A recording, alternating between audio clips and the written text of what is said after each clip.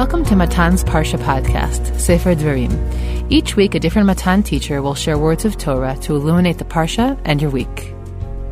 Today's shiur on Parshat Re'eh will be given by Rabbinit Margot Reinstein Botwinick, a graduate of the Belos Eshkolot Educators Institute for Tanakh and Jewish Studies. She currently serves with her husband as the Mizrahi OU JLIC couple on the IDC campus in Herzliya.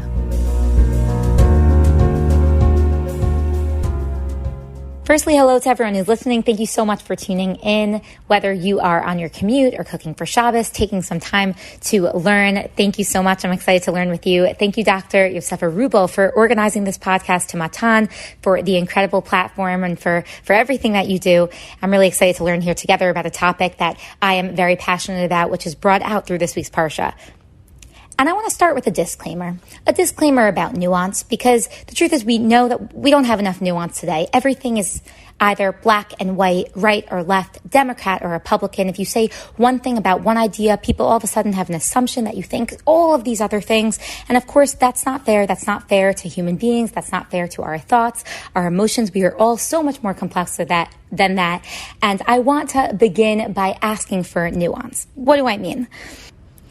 The idea that I want to put forward is about one of sensitivity. And of course, when people hear about sensitivity towards animals, there's an automatic assumption that we are telling you what to do. You need to be a vegetarian. It happens to be, and of course, the disclaimer here is that I am indeed a vegetarian. Now, that doesn't mean that just because I'm a vegetarian, that means that I think everybody in the world should be vegetarians, or certainly you as innocent listeners here again on your commute or taking a walk or wherever it is that you're listening to the shiur. That doesn't mean now that I am imposing that on you. But what I do think that the Torah is getting at, that this week's parsha is getting at, is one of sensitivity, of greater sensitivity to God's creatures, greater sensitivity to what we eat, to how we eat. I think that's what much of kashrut is about, much of the laws. Every single time that an animal is mentioned in the Torah, the way that it's spoken about, I think is important. And that's what I want to get out today. I've given this shiur before to people of different ages, to different groups, and they come out. And even though the whole point is one of nuance, people will come and say, well, I disagree. I don't think we need to be vegetarians. And if you come away from this year hearing that that was the message, to be a vegetarian or not, you missed the point. I know that sounded a little harsh, but that's the truth, because it's not about that. But I do think it's about taking a step back, living more intentionally, thinking about the way that we live our lives, again, what we eat, how we eat it, and what the Torah's message really is. But first, I'll start with a story. When I was in second grade, I came home from school and I let my mother know that I no longer wanted to eat meat. It was the first time that I had realized that what I was eating was an animal. And truth be told, the way that it felt to me is the way that most people will see roadkill on the street. It's how it looked to me on my plate. It was nothing ideological. I was far too young for that. It was simply a basic disgust, something that I wasn't interested in doing. And what's interesting is that I actually didn't even know what a vegetarian was. The reason that I became vegetarian, and I joke about this because I think it's funny, it was actually because of the people around me, right? My parents' friends or people who were older than me would see me eating just the potatoes from the cholent and not the meat, or eating the broth from the soup and not the chicken. And they would say things to me like, oh, well, you're not a real vegetarian. Why are you eating the chicken? Why are you eating the meat? That's not what a real vegetarian was, And of course, as a little girl, that really had an impact on me. And I said, oh, well, if I want to be a vegetarian, then I need to be full. I need to be consistent. I need to do this the right way. And I think that's part of the problem that I even want to start off by stating, which is that, this is a problem in our society. We are these sort of accusations that we throw at people when they're just trying to live their best lives. If somebody says that they're a vegan and then we see that they are, eating challah, which might have eggs in it, where all of a sudden feel like, even though the people who are speaking to them are meat eaters themselves, there's this feeling that now we can say to them, well, you're not the real deal, right? You're not really consistent. And I think that we need to first of all, allow ourselves a little bit. Everyone relax a little, right? People are making decisions. They're making decisions based on their own ideologies. They're making decisions perhaps based on health or different reasons. Not everybody needs to fit into a box of whether they're a pescatarian or a vegan or they eat fish or not. I think a little bit more of letting people be, letting people figure themselves out, letting people experiment a little bit as they figure themselves out and as they're, learning more, whether it's Torah values about the world around them. Letting people be, I think, is something that we as a society could be a little bit better at. And I say that because as I think it will come across during this podcast, I think that it does require that sort of nuance. It is nuanced to say I eat some things and I don't eat other things. And in fact, that's very Jewish. It's inherently Jewish. That's what also kashrut is all about. I eat some things, I don't eat other things. And it's okay we need to give people permission to figure themselves out. And I wanted to speak about this idea this week because, of course, it shows up in this week's parsha. Perhaps the most famous line of kashrut, Lo tevashel gedi b'chalev imo devarim parak dalet pasuk kaf aleph, right? In Parshat Re'eh, which we're going to be reading this week, we read, do not cook a goat in its mother's milk.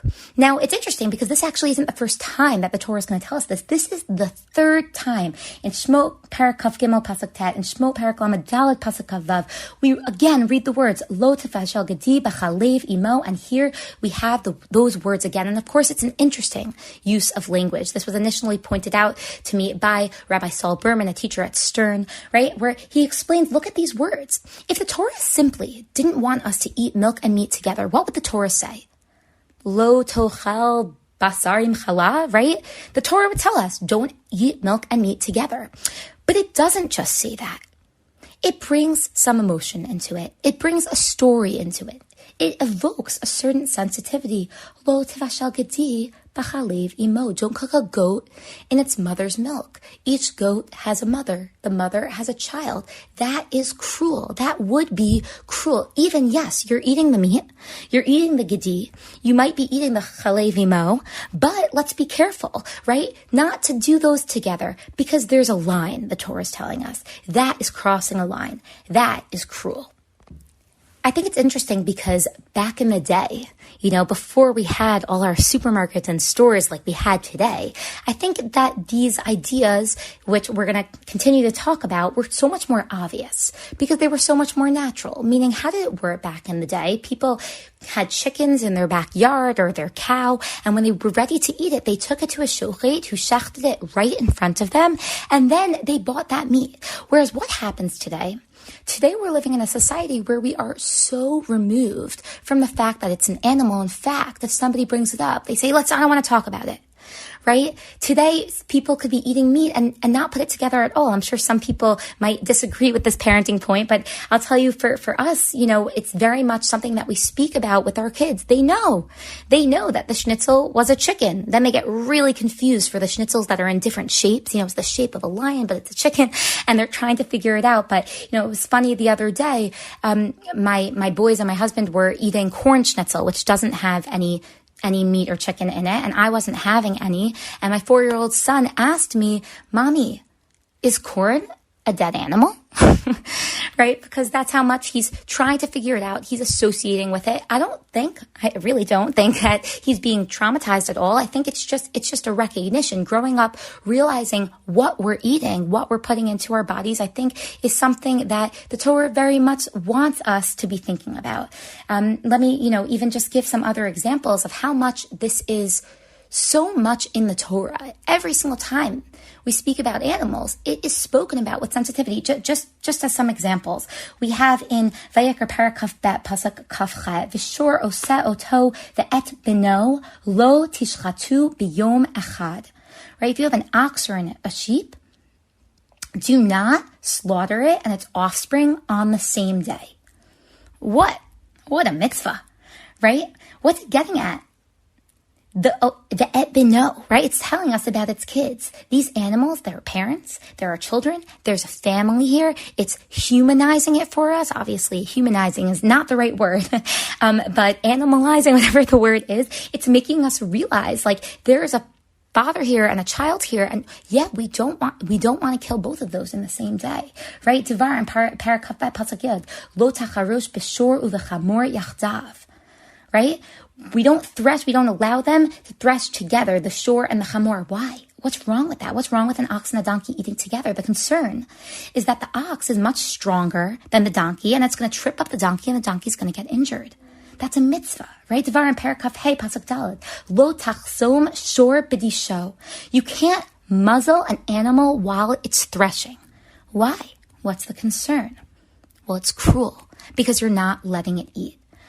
Right? And this is all over the Torah. I'll share one more story on this point. When I was in Stern, I remember there's, that listserv, I don't remember what it's called, where people could write emails, whatever they wanted. And somebody sent an email and with a lot of exclamation points, and they were so excited because they said, guys, everybody is invited. We're doing Shiluach HaKan outside my apartment at 6 p.m. tonight. I woke up this morning, then she explained in the email, I woke up this morning and I heard a bird outside my window, and I looked and I saw a mother bird. There's a nest here outside my window, and its eggs are there. And look, we're going to take away the eggs from the mother bird. We are going to fulfill the mitzvah. Now, of course, what I'm about to say is certainly up for debate. I'm sure not everybody believes this, but certainly there is the train of thought that's going to say, no, Shiluach HaKan is not lechatchila. If you're going to be taking the eggs, if you need the eggs, at least shoo away the mother bird first. Don't take away a child in front of their parents. Right? And it's something that I think when you read it, the psukim say, Lo tikach ha'im al habanim, shalech teshalach et ha'im ve'et habanim, tikach lach, lamani tavlach ve'arach tayamim. Yeah, you're going to live longer. You're more thoughtfully, right? I think it's so interesting the way that we could take things and misconstrue them when we don't realize that the Torah's approach to Tzar Ba'alei Chaim is a real one. It's something that the Torah considers in so many different areas. And I want to take this for a moment into modern day too, right? Let's say, for example, you saw a group of 4th grade boys. I made that up, right? And they took a baby doll and they started hitting the doll, kicking the doll, throwing it onto the floor. I don't even want to say it, right? Really hurting this doll. I think that we would have an initial reaction, a motherly parental reaction that says, like, don't do that. I know it's just a doll. It's literally an inanimate object. It certainly has no actual life to it, but there should be something in us that thinks there's something wrong with that. Even piñatas. I've never really spoken about this with people, but I find piñatas so disturbing. It's usually some kind of, animal or something, and we have kids taking bats and trying to break it. Obviously, people aren't thinking about it. If they were, they clearly don't. It's okay if you had a piñata at your last birthday party. There's no judgment there. I'm just noting. I think that idea of thinking more about what we're doing. Well, let me stop talking about inanimate objects and let's bring it to real life things for a moment. I think this is true today also, even with, certainly we're thinking about, chickens and cows, but even just insects. Insects are God's creatures too. They're living creatures too. I don't know about emotions or anything like that, but certainly all the time, people, kids, but adults too, I think we'll just see bugs. I'm not talking about in the house. I don't know. I'm saying outside, you're doing nothing and you see a bug and you just choose to kill it. I don't know. I think that's something we're supposed to think about before doing it. I saw my kids, we have a lot of chilazons, a lot of snails in our backyard, and they had a game where they were bashing the snails and just, I don't know. I was very upset with them, speaking to them about that. Even, it's been very interesting as an olah, cats, where I come from in America, is, they're house pets, much more so than in Israel. People do have house pets here too, but, it's been really interesting to watch how societally cats are treated so differently in Israel. My kids see cats and their initial reaction is to yell at it. I can't think of what they yell right now. They hiss at it and they pretend to kick it. And I just even realizing they're not learning that from us. I assume they're learning it from friends in Ghana or whatever it is. But even as a recognition, whether I'm not a cat lover necessarily, but that's just not something that we do to living things. Let's go back for a moment now to the Torah. Whenever I say I'm a vegetarian, it always elicits different responses. And anybody who is a vegetarian, I'm sure knows exactly what I'm talking about, right? First, people are going to come in, there's going to be the challengers, right? That people are like, oh, well, what about korbanot? What, are you not going to eat the korban Pesach? But, what about Ein Simcha Ela B'Basar V'Yayin? Don't you believe that? What about on Shabbos? Rav Kook ate on Shabbos, right? And people come in with their, their questions on Judaism. There's, of course, then the people who just have a basic interest. And then there's the mockers, right? There's the people who want to say like, oh, look at me, I'm eating a dead cow. And, I feel like it's important to note that I think that approach of mocking towards it is antithetical to Torah values, right? You could be eating meat, but it's not something that we're so proud that we're like eating animals, right? Let's talk about korbanot for a second, because I think korbanot is definitely one of the more controversial pieces, the things that people think about the most. I'm sure many of you have thought about this before. Are we going to have korbanot in the times of the third Beit HaMikdash? Are we going to have korbanot in the future? Something which was such a big part of Judaism, which now we don't have today without a third Beit HaMikdash. But is this something that we're praying for? And I have to say my thoughts on this has really changed over the years.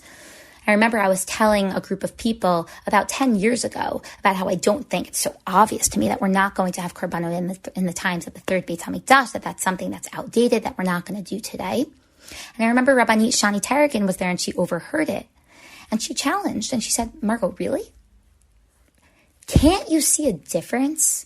But I don't know if she said it in such a challenging way, but for the purposes of this story, right? Can't you see the difference between, a barbecue, people eating papagayos, all you can eat meat for fun, and giving a korban to God, giving a korban to Hashem? I have to say, over time, I've been thinking about this, and yes, korbanot to me is in a completely different category than a conversation about just eating meat stum. A korban, this is not the time. We need a separate podcast to discuss all the amazing different opinions on what korbanot represent. Every single commentator has something to say about korbanot, what they are, what they represent, why we have them, what we're meant to be learning. Each and every single korban is so different, whether it's on Yom Kippur, the korban tamid, korban chata, korban asham, korban toda. Personally, yes, I am excited. Maybe I'm not thinking it through too well, exactly what that would look like, slaughtering it, the blood, but I am. I want to, after after childbirth, I want to give that korban chatat. I want to give the korban toda when I am grateful. I'm so excited to watch the Kohanim in the Beit HaMikdash. Yes, I think that is it's so clearly a different experience, a different point, whether you believe korbanot are something in place of you for your sins, or inherently meaningful, as Ramban so eloquently speaks about, every single part of it representing something else. So much of Judaism, of Torah and Tuma, I am so excited for that time to be able to put it into action. I think during COVID, it was something that we got much more of a taste of what it means maybe to feel tahor, to be tameh. It's something that I spoke about with Rabbanit Shani a lot too. But I think recognizing that distinction is important. All you can eat barbecue, having a steak just for the fun of it, is different than a korban. And of course, I think that there's a lot in between, whether it's Shabbos or Yom Tov or something like the korban Pesach, which is symbolic, which is part of something so much greater. There's a difference between eating meat and giving it back to its creator and giving it to God as part of something purposeful, as part of something intentional, as part of something greater. And while there are so many commentators who speak about korbanot, I think one easy way to, if we were to call it two schools of thought, we could break it down to Rambam versus Ramban, right? Ramban, who's going to come and say, look, God's initial desire, yes, was for us to be giving korbanot, eating korbanot. They are inherently meaningful, like I mentioned, every single part of it. And then there's Rambam. And first I have to say, in defense of Rambam, he is often misquoted as saying this. It's a lot of what people think Rambam has to say is really extrapolated from some things that he's intimated. So I want to, in his defense, it's not 100% clear that he says this, but there is room to say that what Rambam believes about korbanot is yes, actually, what we're doing today today, how we don't have korbanot, and we more have, in terms of our connection to God, it's meditative, it's verbal. Our connection with God is not something that needs to be based on something physical, right? If anything, that was the sin of the Chet HaEgel. So much so, perhaps a response that, we needed something to connect to physically. It was too difficult to connect to God otherwise. And therefore, there are those that are going to say the entire reason we have the Mishkan in the first place is just because it was so clear to God that we needed a physical way to connect to Him. Rambam's going to say it was not ideal. It was also not l'chatchila. It was not something, it was just that back then, we have to realize historically, when the Jewish people left Egypt, when we got the Torah, everyone was giving korbanot. Every religion, every pagan religion, every atheist religion, okay, not atheist, but everyone else was giving sacrifices, animal sacrifices, human sacrifices too, which of course we don't do, but animal sacrifices certainly, and for God to come and say, no sacrifices whatsoever would have just been so crazy, so distant. So instead, what does God do?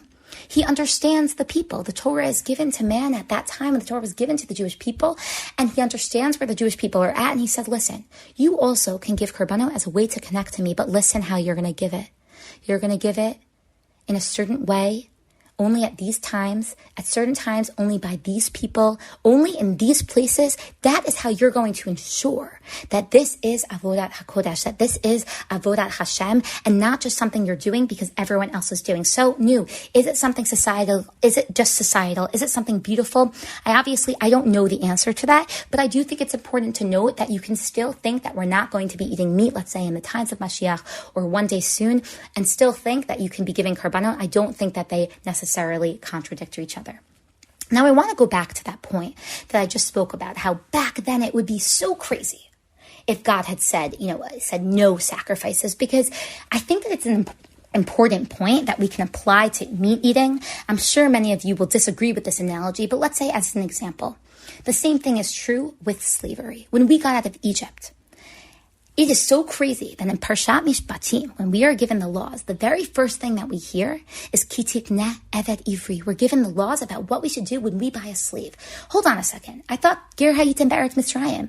I thought that we were avadim hayinu. I thought that we were slaves. Shouldn't now we've experienced slavery? Shouldn't it follow now that God should come and give us the Torah and say, be moral people?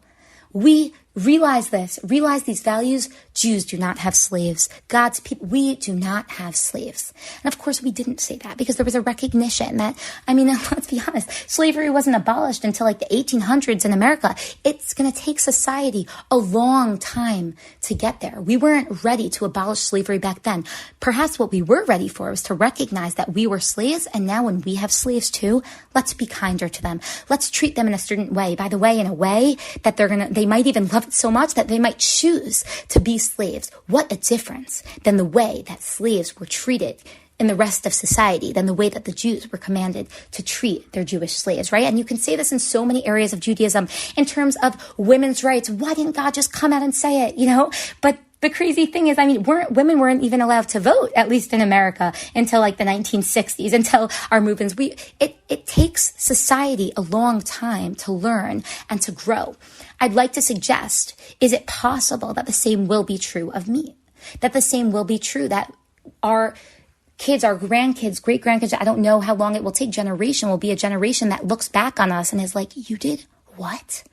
In 2021, you ate chickens, and it could be, and I don't think that this is something that's far off, just speaking from my own experience, when I was, first became a vegetarian and as a little girl, it was very rare. It was not something that I didn't know a lot of vegetarians. When we would go to certain meat restaurants, it was just annoying. I don't know, I had to get the French fries or the salad on the side. Today, look how much a decade plus later, times have changed, right? Look how much in such a short period of time, every single restaurant that you go into, I'm sitting in Herzliya now, 20 minutes from Tel Aviv, the vegan capital probably not the world. I don't know. I don't know those stats, but certainly in Israel, right? Where there's vegan restaurants wherever you go, there's vegan options. Even in every meat restaurant that you're going to, there's going to be something with a recognition that vegetarians are much more common. And I'm going to say something a little bit controversial here.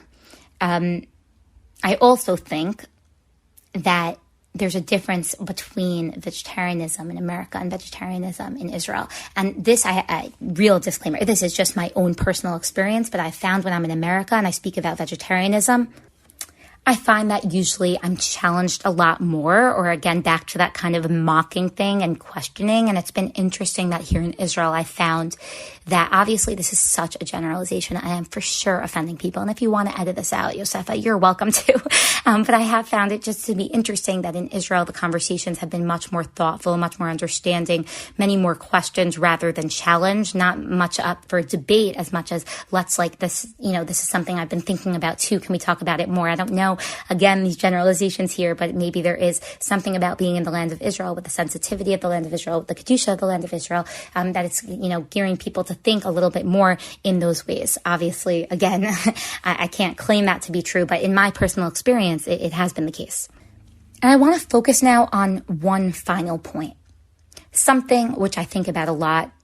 And of course, that's, what's pshat? Right? Well, what's the MS? What's the truth? What's really right? And I think it's important to distinguish between two types of discomfort. I have this, let's say, as an example with women's zeman. At first, when I learned about women's zeman, I was uncomfortable with it.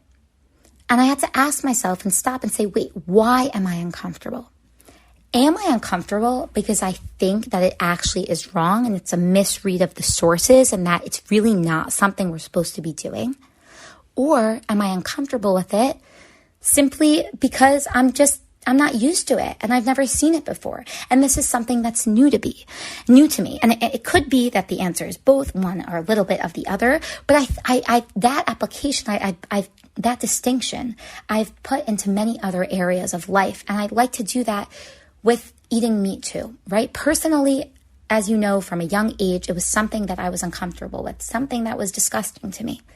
But it's important, of course, to distinguish, okay, well, what do you do with that discomfort? Is it the type of thing like, well, I'm uncomfortable with it or I'm disgusted by it?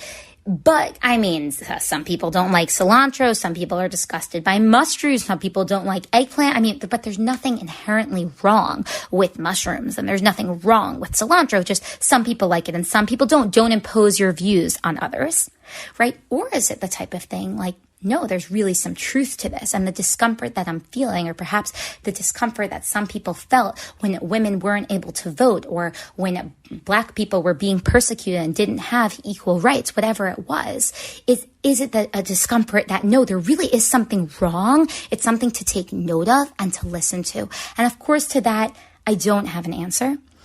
I do think, though, that the world is in a place that we just are much more sensitive to animals. And in this idea of Ramban's reading of Asita Hayashar V'Hatov B'Nei Hashem, I think that we are at a place where the Torah can't tell us everything to do in every single generation, but we can be in a place where we say, okay, in terms of kashrut, are we shechting in the most human way possible, right? Am I eating meat in the right, in an amount that is appropriate? Am I being careful not to kill more of God's creatures than I need to, so that there isn't all of that extra being literally just thrown away?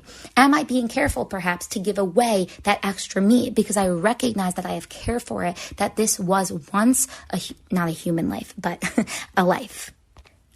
One less common, almost challenge that I hear people say, or question that people ask is, well, wait a second, we're clearly allowed to.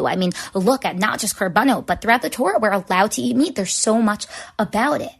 And I think that one response to that can be, just because we can doesn't mean that we should. Or just because we can, does that mean that there are no limitations on it, right? To quote a famous scene from Schindler's List, but when Schindler says power is when we have every justification to kill, and we don't. And Ammon responds, you think that's power?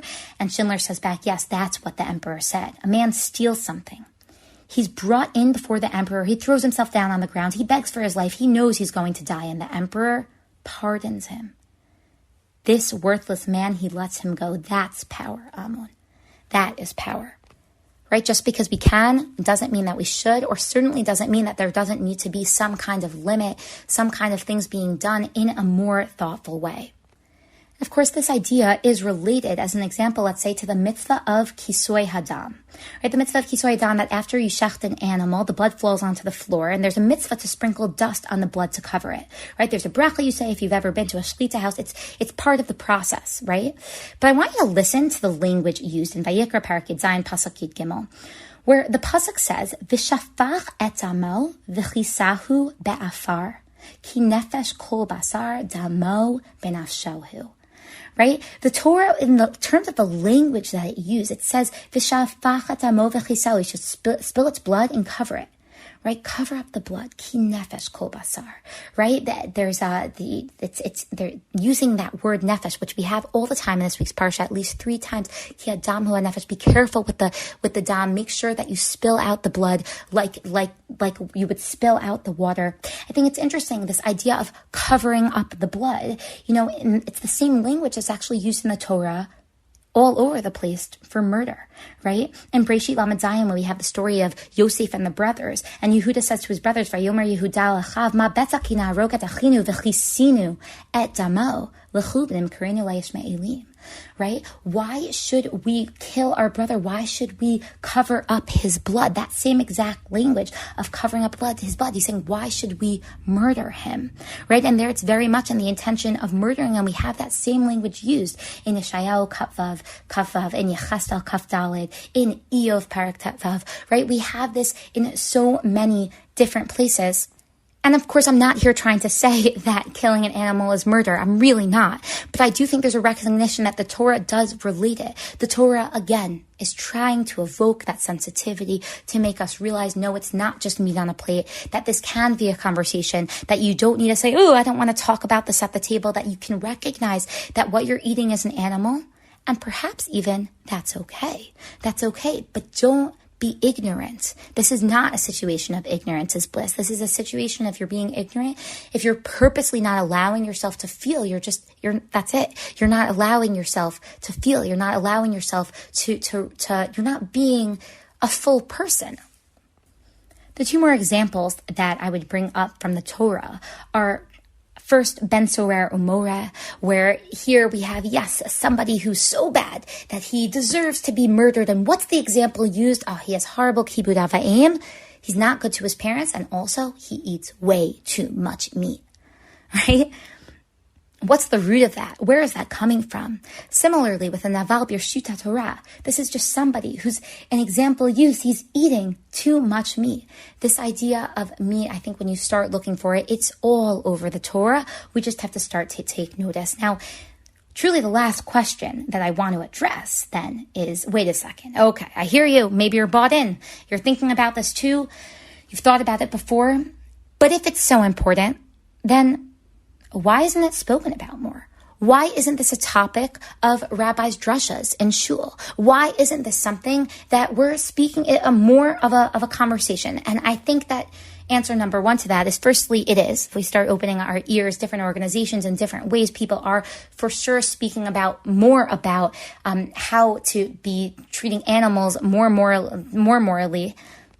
People are giving it more thought, but I think that an answer number 2 to that is that it's not that people don't care about animals, it's just that there's a lot of really important issues in this world. And one reason that I don't speak about this that much. Like usually I give parsha shiurs or other things I don't know that are very important and on my mind. But I thought because of this week's parsha, it was an opportunity. But the truth is, I think one reason it's not spoken about is because, let's be honest, it might not be on the top of people's causes. There are so many important issues in this world: mental health, eating disorders, domestic abuse, lashon hara. I don't know. I'm starting to list, but there's approximately 3 million. There's thousands of important things that as humans we're trying to be working on that are Torah values. And perhaps this isn't at the top of the list because, yes, it is about animals. And we're going to work on our bin adam l'chaveiro first. We're going to work on treating each other, better before we go and our relationship with God, perhaps before we're going to speak about animals. That being said, there's no reason we can't talk about it too. We have the emotional bandwidth for more. I would say another good example even, is let's say, environmentalism. I think it's something that is so clearly a Torah value. I mean, there's just so many examples that I'm not going to go through now, but I think we'd all agree that not being wasteful, that taking care of the world is something that God wants from us. It's not at the top of everyone's list. Chatati, certainly not at the top of my list. But it should be, as somebody who, as part of our jobs here in Herzliya, hosts dozens of college students every single Shabbos and use plasticware. It's true. It's horrible. And of course I should be thinking, why am I not? I don't know. I mean, we do. Yeah, we get caught up in other things. And my point in saying that is that I think that sometimes people get very defensive. And if they themselves are meat eaters or just not a vegetarian, just like everyone else in the world, they feel they need to explain why they eat it. And this is the reason. And again, kind of back to the very first point that I made, like, let's everyone calm down. We can be more thoughtful about how much meat we're consuming and the way that animals are treated, and what we do on our yearly barbecues, or how much meat we're going to buy at the wedding or bar mitzvah, or where we go out to eat, where we're going to go, things like that. We can be more thoughtful without going to such an extreme. It can just be something that we're incorporating, just like we might with the environment, get a water bottle instead of a plastic water bottle, or perhaps use a metal straw instead of a plastic. There can be little ways where we decide, wait, maybe I'm only going to eat meat twice a week, or maybe I'm going to think about a little bit more, in addition to Shabbos or whatever it is. Just be a little bit more thoughtful, recognizing, as the Torah wants to, what we're putting into our mouth. Just realizing that, yes, it was a creature, and now I'm living my life in a fuller way. Wow. I want to thank you all for listening. I want to thank Matan for this opportunity. I always welcome, thoughts or comments.